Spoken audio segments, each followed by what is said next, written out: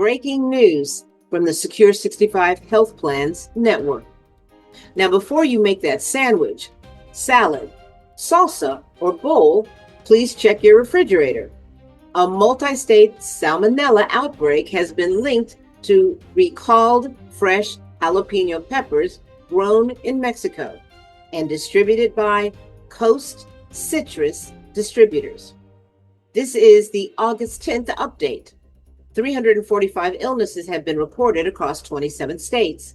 36 people have been hospitalized, and thankfully, no deaths have been reported.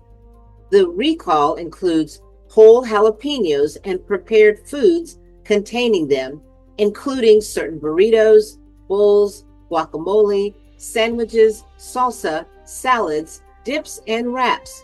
Affected products were sent to major retailers, including Kroger, Target, Trader Joe's, Walmart, Whole Foods, Hannaford, Stop & Shop, and others. Some recalled products carry a best if used by date through August 16, 2026. If you have a recalled product, do not taste it and do not try to rescue the rest of the container. Throw it away or return it. Then wash anything it touched with hot, soapy water or place washable items in the dishwasher.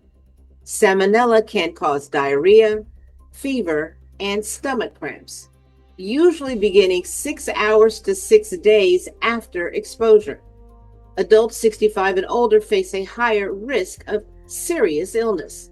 Call your healthcare provider if you have bloody diarrhea, a fever above 102 degrees, diarrhea lasting more than 3 days, vomiting that prevents you from keeping liquids down, or signs of dehydration, such as very little urination, a dry mouth, or dizziness when standing. Please use the fact sheet and official recall links in the description. Share this alert with someone you love. This is Monet Swan with the Secure 65 Health Plans Network, where seniors thrive. Secure